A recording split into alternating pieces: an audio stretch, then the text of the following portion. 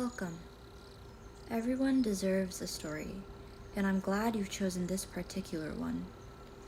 Wherever you are, let this story roll into your heart. Before we delve in, I want you to picture a vast, swaying pasture with tall grass drunkenly dancing under the stars. Picture the moon, and hide it behind the shadows of the thick clouds. Tonight, we will not be meeting the moonlight. Now picture a flock of sheep. Scatter them across the pasture and single one out. Do you have a picture in mind? The sheep stares with eyes that have seen everything and goes back to strolling in the grass. Place yourself in this landscape, this eternal daybreak, and let us begin the story.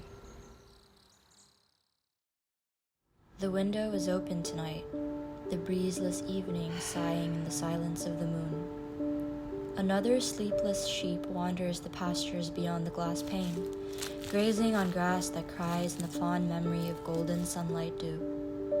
Occasionally, the sheep stops to inspect the odd flower protruding from the greens, but she steps past when she realizes that it is not a camellia, but rather a common ragwort.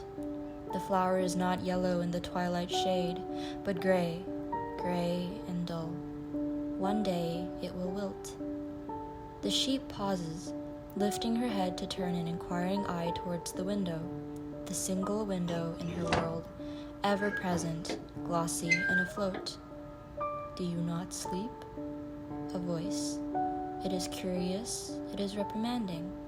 It is the sheep's surfacing worries wrapped in a gift box, drowned at sea. The voice is melodious, though it whispers with the volume of a long, broken radio. From the window, the voice seems to await an answer, but you must be mistaken.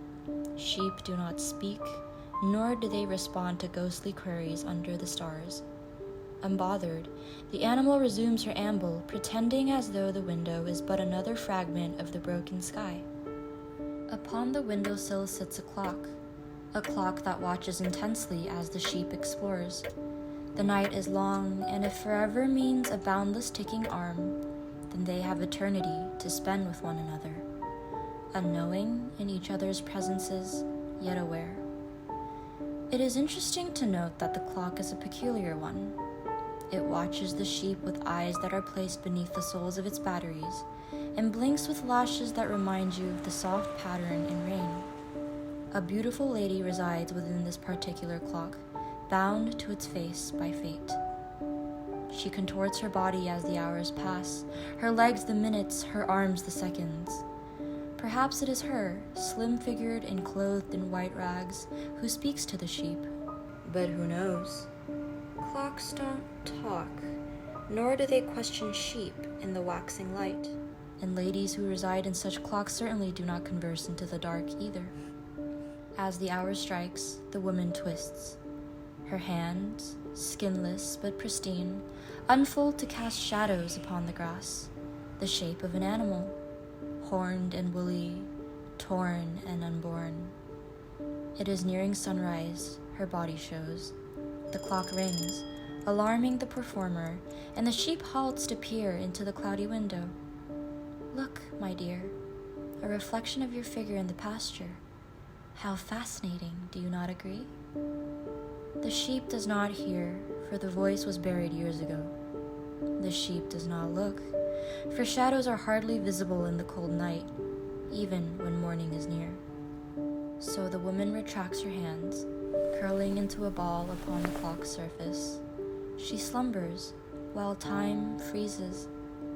They face one another with eyeless stares, loving with hearts that see not in the dark. But if forever means tonight, they have eternity together. I just don't know when eternity shatters.